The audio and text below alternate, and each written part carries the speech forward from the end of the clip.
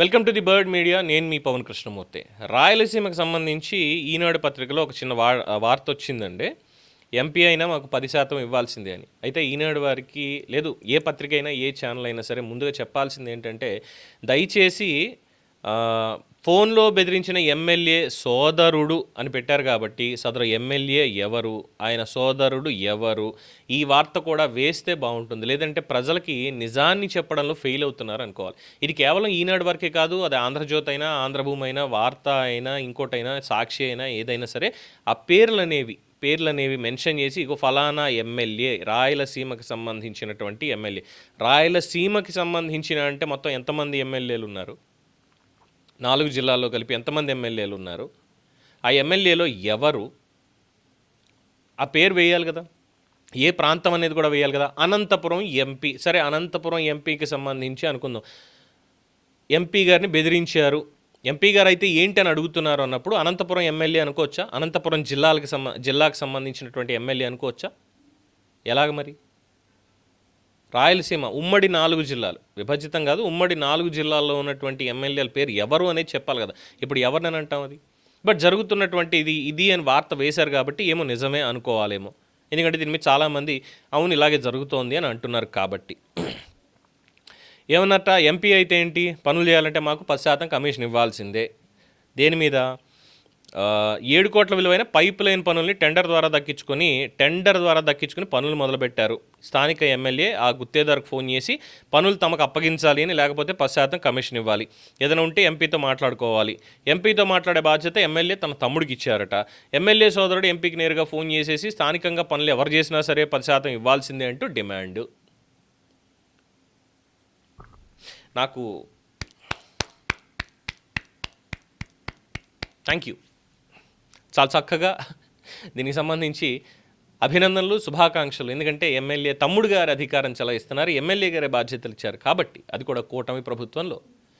ఇక మిగతా వాళ్ళకి వీళ్ళకి అంటే ఎవరికి పెద్ద తేడా ఏం లేదు. రాజకీయ నాయకుల్లో దాదాపుగా ఇదే రకం. ఏం చెప్తాం? తర్వాత ఇది మా సామ్రాజ్యం, మేమే ఇక్కడ అధిష్టానం. పార్టీ ఏమైనా అడుక్కు తింటుందా? రాయలసీమలో ఎమ్మెల్యే పార్టీలు అందాం, ఎందుకంటే ఉమ్మడిలో అక్కడ జనసేన వాళ్ళు ఉన్నారు, వైసీపీ వాళ్ళు ఉన్నారు, తెలుగుదేశం వాళ్ళు ఉన్నారు, బీజేపీ వాళ్ళు ఉన్నారు. సో 4 పార్టీలు ఎవరైతే వాళ్ళకే చెందుతుందండి. అన్యాపదేశంగా ఒకళ్ళని అనకూడదు. 4 అన్నాం కాబట్టి ఇప్పుడు 4 వచ్చి ఎక్స్ప్లెనేషన్ ఇవ్వాలి. మా ఎమ్మెల్యే కాదు అంటే కాదు అని చెప్పుకోవాలి వాళ్ళు, మా ఎమ్మెల్యే తమ్ముడు కాదని చెప్పుకోవాలి. టార్గెట్ చేసింది అనంతపురం ఎంపీ గారిని, అంబికా లక్ష్మీనారాయణ గారిని. ఆయన అంటున్నారు ఎంపీ అయితే అంటే ఇక్కడ లోకల్, మాది అధిష్టానం, మాది ఇక్కడ. మీరు అధిష్టానానికి కంప్లైంట్ ఇస్తే ఏమవుద్ది? ఏం ఇక్కోండి, ఇది చెప్పేది. సో ఈ 4 పార్టీలు అడుక్కు తింటున్నాయా? ఏమన్నా డబ్బులు లేవా? సరే జనసేనకి ఎగ్జెంప్షన్ ఇవ్వట్లేదు, కానీ జనసేనకు సంబంధించి కొంచెం చెప్పుకోవాల్సిన అవసరం ఉంది. ఎందుకంటే పవన్ కళ్యాణ్ గారు వ్యక్తిగత సొమ్ముని, లేదంటే పార్టీ ఫండింగ్ని అన్నీ కూడా వచ్చిందానికి కడప ఇంటిగ్రేటెడ్ కిచెన్ అనో లేదంటే ఇతరత్ర వీళ్ళకి ఇస్తున్నారు. లోకేష్ గారు చాలా సాయం ఆయన పాయింట్ ఆఫ్ వ్యూలో చేస్తున్నారు. అలాగే విరాళాలు కూడా పార్టీకి వచ్చినటువంటివి కార్యకర్తల సంక్షేమం ఇంకో దానికో చేసుకుంటూ వెళ్తున్నారు. బీజేపీకి ఉంది, వైసీపీకి డబ్బులు వస్తున్నాయి, బాగానే ఉంది. మరి ఇంకా ఈ 10% కమిషన్లు ఇవి అని చెప్పి దేనికి ఇవ్వాలి? 10% కమిషన్లు టెండర్ ఇచ్చారు, టెండర్లో పని చేయడానికి అర్హత వచ్చింది, 7 కోట్ల పని చేశారు. ఏమైంది? ఇందులో 10% అంటే దగ్గర 70 లక్షల రూపాయలు. దేనికి ఇవ్వాలి 70 లక్షలు? ఎవరికి ఇవ్వాలి? చంద్రబాబు నాయుడు గారు కానీ, లేదంటే అంటే ఎవరి ఎమ్మెల్యే అయితే వాళ్ళు కట్టడలో పెట్టుకోలేరా? ఇంకా ఒక ఎంపీనే బెదిరించి, రైల్వే పనులకు సంబంధించి ఒక ఎంపీనే బెదిరించి, ఇక్కడ మాది అధిష్టానం కంప్లైంట్ ఇస్తే ఏమవుతుంది అని చెప్పి ఫోన్ చేసి మరీ మాట్లాడి, మరి ఎవరా ఎమ్మెల్యే తమ్ముడు? ప్రజల సొమ్ముని కమిషన్ల రూపంలో బొక్కేసుకుంటూ ఏం చేద్దామని. అండ్ అఫ్కోర్స్ ప్రజలకి ఇది ప్రశ్నించేటువంటి హక్కు లేదు, ఎందుకంటే ఎన్నికల్లో అమ్మడం, కొనుగోలు ఇవన్నీ కామన్ అయిపోయాయి కాబట్టి వాళ్ళ ఓట్లకి మనం చూసి నిజాయితీగా మనం ఓటు వేయట్లేదు కాబట్టి దాదాపుగా అందరిని అనట్లేదండి, దాదాపుగా ఎవరన్నా మేము డబ్బులు తీసుకోకుండానే మేము నిజాయితీగా ఓటు వేసాము అనేటువంటి వాళ్ళు ఉంటే లేచి ప్రశ్నించండి, దీని మీద ప్రశ్నించండి. మీ సోషల్ మీడియాలో అయినా ఇంకోటైనా మీరు ప్రశ్నించండి, మేము సపోర్ట్ ఇస్తాం. కాదు మేము డబ్బులు తీసుకున్నాం కాబట్టి మేము ఎలాగో ప్రశ్నించలేము, మళ్ళీ ఎలాగో వస్తాడుగా అప్పుడు చూసుకుంటాం అనేటువంటి వాళ్ళు దయచేసి పక్కిళ్ళు ఆడుకోండి.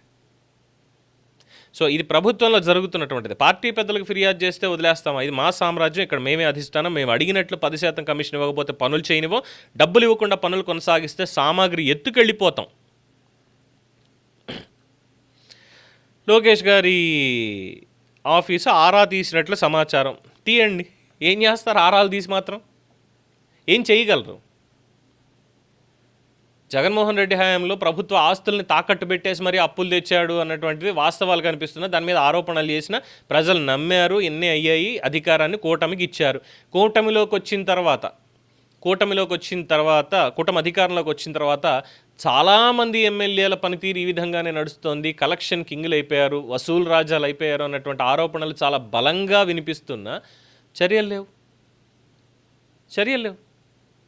ఏం చెప్పాలి అంటే, ఒక పక్కన విశాఖపట్నంలో కావచ్చు, లేదంటే ఆంధ్రప్రదేశ్ వ్యాప్తంగా రావాల్సినటువంటి చోట ఇండస్ట్రీలు ఈ విధంగా వస్తున్నాయి, ఇన్ని లక్షల పెట్టుబడులు వస్తున్నాయి, ఇన్ని కోట్ల పెట్టుబడులు వస్తున్నాయి అని గర్వంగా చెప్పుకుంటూ ఆంధ్రప్రదేశ్ బ్రాండ్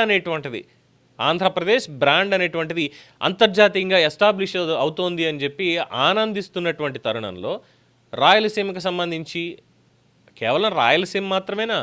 లేదు, మొత్తం రాష్ట్ర వ్యాప్తంగా వసూళ్లు చేసుకునేటువంటి ఎమ్మెల్యేలను మాత్రమే అంటున్నాం సుమా. ఎందుకంటే వార్తలు వినిపిస్తున్నాయి కాబట్టి ఇప్పుడు పేర్లు చెప్పాలి అంటే ఆ లిస్టుకి చాంతాడైపోద్ది. శ్రీకాకుళం దగ్గర నుంచి చిత్తూరు వరకు కూడా ఎమ్మెల్యే గారి అనుమతి లేకపోతే అక్కడ ఏ గవర్నమెంట్ పనైనా కాంట్రాక్ట్ తీసుకుని, టెండర్లో పాల్గొని కాంట్రాక్ట్ తీసుకుని చేసినప్పటికీ కుదరదు, కమిషన్లు ఇవ్వాల్సిందే. ఈ రకంగా నడుస్తూ ఉంటే ప్రభుత్వాన్ని ఎలా నమ్మాలి? ప్రజలకి వాస్తవాలు ఎలా చేరవేయాలి? ప్రభుత్వం మంచి చేస్తోంది అని చెప్పి ఏ విధంగా చెప్పాలి? ఇది ముగ్గురు పెద్దలు కాస్త కూర్చొని నిర్ణయం తీసుకోవాల్సినటువంటి అవసరం ఎంతైనా ఉంది. ఇదే జరిగితే సర్వం గోవిందార్పణం. దీని మీద మీ అభిప్రాయాన్ని కామెంట్స్ రూపంలో తెలియజేయండి. చూస్తూనే ఉండండి ది బర్డ్ మీడియా.